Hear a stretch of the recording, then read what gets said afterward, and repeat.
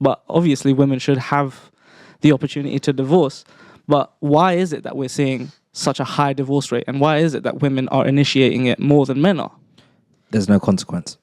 Yeah, because I mean, you can Well, get for the divorced women. and get child support for 18 years.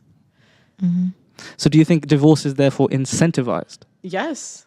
Oh my gosh, yeah. And social media. I think Specifically for women? I think girls think that on the other side it's a lot happier than it is, because you see a lot of women like coping on social media and it's really sad. Like I'll always see women talk about, "Oh, I'm so happy to be in my 30s and single and alone." And I'm just like, "Yeah, okay."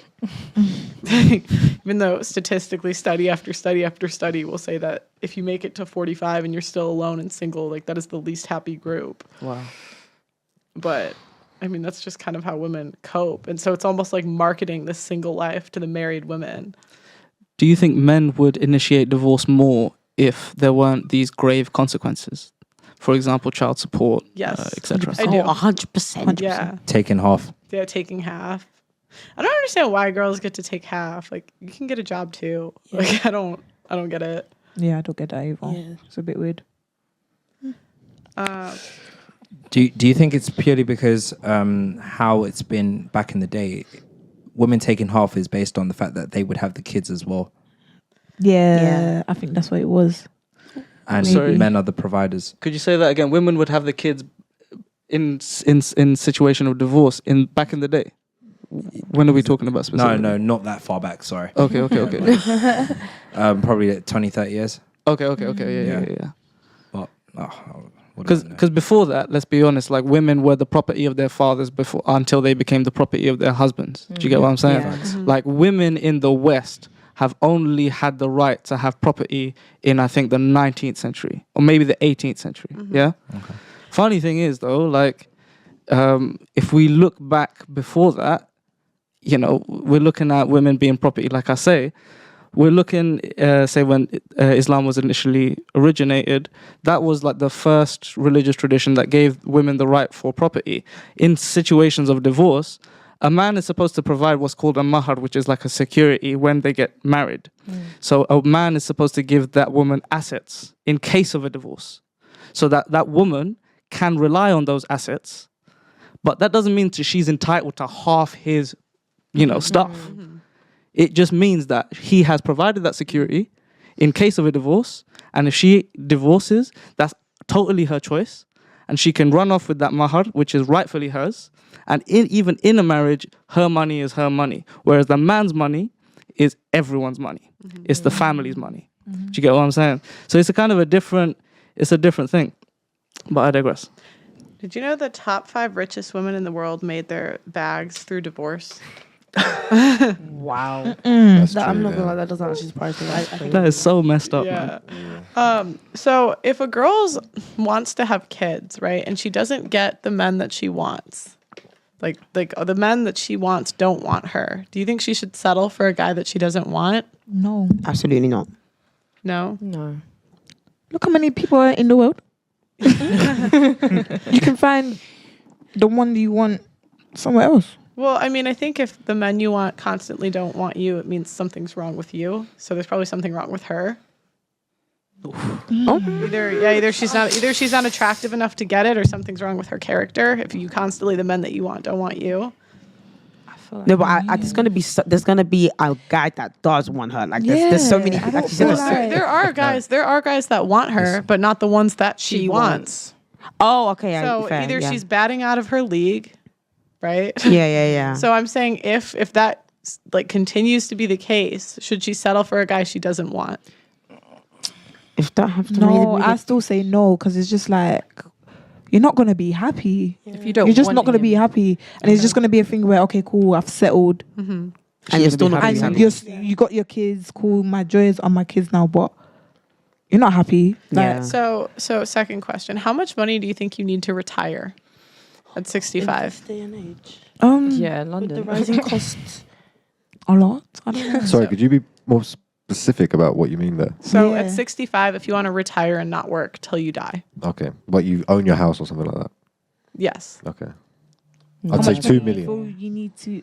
Like with a mortgage. We're presuming that you've paid off your mortgage by 65. Yeah. You Okay. own your house, and in order for you to live another, let's say, 30 more years, how much money would you need? Is this just like bare minimum? Yeah, just to bare survive? minimum. Bare minimum. Oh. 2 million, I'd say. I think 2.5, 3 mil is a good shout. What about you guys? If it's minimum, okay, I'd say about 2 million. Yeah. Honestly, no idea. So Yeah, it's, same. he got it. It's 2.5 million. So, and the average woman, I don't know what it is in the UK, but I know it's similar. The average woman in the US makes 35,000 per year in US dollars, and I know it's something similar in the UK when you take the conversion. So, those women that choose not to settle will end up homeless. Women are the largest growing homeless population. Damn. So if they choose not to settle, then I mean their other option, and they're not making close to 6 figures. The option is die alone and on the streets. That's heavy. Do you think maybe that the better option would be maybe get a guy that you're not as attracted to? I mean, it's better than dying homeless, sure. Literally.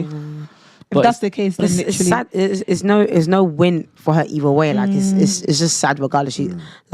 She's gonna be on the street dying alone, and then she's gonna live with the guy for the rest of her life that she doesn't want and who she doesn't like. Well, So it's no. Well, I don't no, we think never it's said- sad. I think it's the consequence of a choice she made. Because the reason she's not satisfied with the guys on her level is she slept with too many guys that are out of her level. So But that what was if she a choice. hasn't? Yeah. Or she What if she focused on her hasn't- career when she was younger Yeah. and then decided to... Yeah. But Yeah. hold She's on, saying. should women not focus on their career to a certain extent, where they can provide themselves that level of security financially in case of divorce and so on? Obviously, in divorces, women get half of the man's stuff, but that financial cushion, surely that's a bit of a blessing for a woman to remain independent if she so chooses to.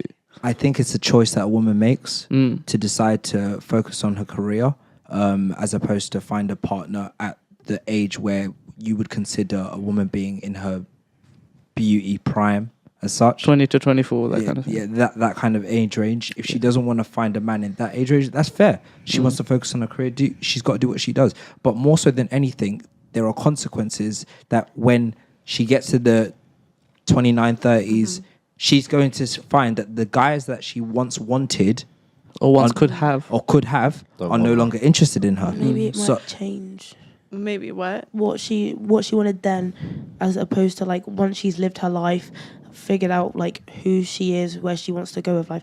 Maybe what she wants in a guy might change. Well, it typically does. I mean, like women look for more long-term security the older they get. Yeah.